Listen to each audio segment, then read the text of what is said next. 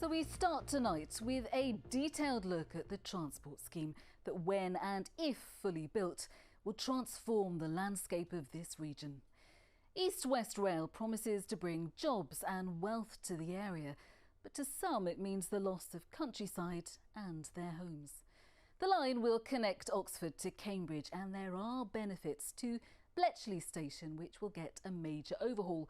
A revamp is also on the cards for Bedford. From there, new track will take passengers to new stations, one near Sandy and St Neots, the other at Camborne. And then it's on to Cambridge. The preferred route is to access the city from the south, but that is proving to be controversial. So we start in the middle, and the town of Bletchley. Here's our political correspondent, Ben Schofield. Bletchley Station, roughly halfway between Oxford and Cambridge, and where new East-West Rail platforms are already being built. We need sustainable transport, and rail is an extremely sustainable form of transport. It allows us to connect together Oxford, Cambridge, Milton Keynes, Bedford, some of our great cities. For the chair of the area's local enterprise partnership, reinstating the line beyond Bletchley will help guide future development. If you get the right infrastructure, you can get economic development and you can get environmental improvement at the same time. That's going to be better for everyone's quality of life. This online marketing firm in Milton Keynes was planning to open a sub-office in Oxford. That's now not likely to be needed. They say the link will help them recruit from further afield, plugging a skills gap. It's bringing the cities closer to us. We can deal with them quicker. Obviously, a lot of people are still remote working. But actually, to be 40 minutes, an hour away from these big cities is perfect. And again, you know, where we're based in Milton Keynes, we're only a short distance away from London. Some people are going to say you've been on Zoom or Teams for a year now, working remotely. Why do you need a rail connection to be face-to-face? Zoom, Teams and such like is fantastic for remote working, but for collaboration face-to-face, you're never really going to beat that, I don't think. Willington in Bedfordshire, a station stop on the old Varsity line. Trains haven't stopped here since the line closed in the late 1960s.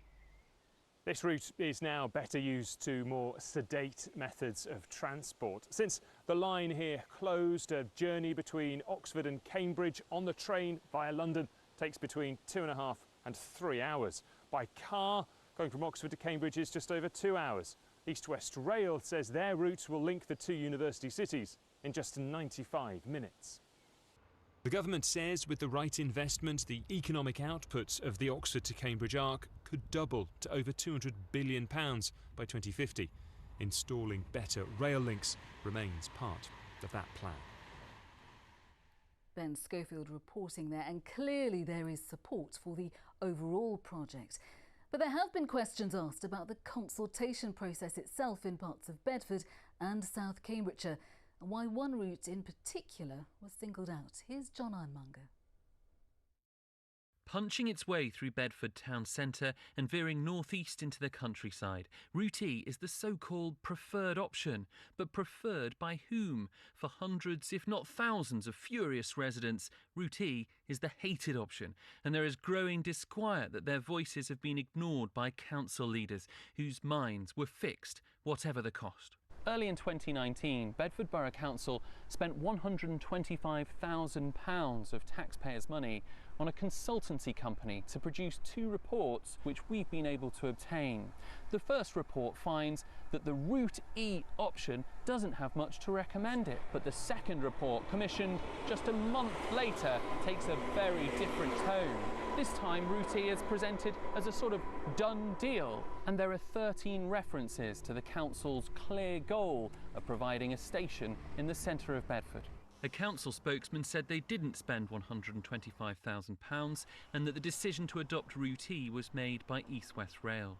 A decision, nonetheless, with drastic implications for people in the Poets area, whose houses could be demolished to make way for 2 new lines to the east. Maria found out just 10 days after moving into her new home. I received the letter actually through my door, and with a lovely colourful map stating all the numbers with all the houses, colour black, they are going to be demolished. I'm not going quietly. I mean, I'm like a dog with a bone. Further afield, there is a feeling in rural villages on Route E that the 2019 consultation was deliberately underplayed.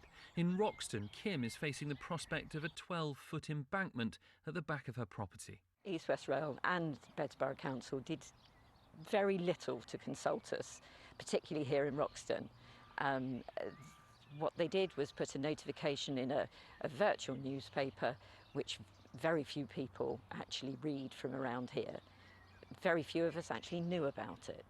East West Rail is touted as a passenger service. Nonetheless, it is future-proofing the line to meet green targets of moving to rail freight over road. So what could this mean for residents? Last month, Councillor Michael Headley dismissed some of the more extreme concerns. The fact that there is a lack of detail about what the future freight demand will be, that really isn't an excuse for people just inventing myths about a 24-hour day, mainly freight railway. But are there divided loyalties? As well as being a Bedford councillor, Michael Headley sits on the board of the East West Rail Consortium, while as the chair of Transport Strategy for England's economic heartland, Mayor Dave Hodgson has argued for up to 20 freight trains a day to run on the line. East West Rail says it will reveal more details about freight transport at the next consultation. That's assuming they resist mounting pressure to repeat the first. John Ironmonger, BBC Look East. Well, calls to reissue the consultation have mainly centred around the chosen route, Route E, which crosses north-east from Bedford to Camborne and then south into Cambridge. Many, like this viewer, say the process hasn't been transparent. East West Rail refuses to explain how Route E, which was the most expensive, amazingly became the cheapest after the public consultation closed. Stop giving us meaningless data. Give us the end-to-end costs of all 5 routes. Well, we put that point to Simon Blanchflower, the man leading the project for East West Rail. So the choice of Route E as our preferred route option, which was confirmed by the Secretary of State in January 2020, was based on a whole range of assessment factors. All our cost data regarding those 5 route options is published on our website. We looked at a range of assessment criteria around transport benefits, economic benefits, housing benefits, in terms of impact on the environment. And Route E scored highly, very highly on 4 out of our 5 key assessment criteria.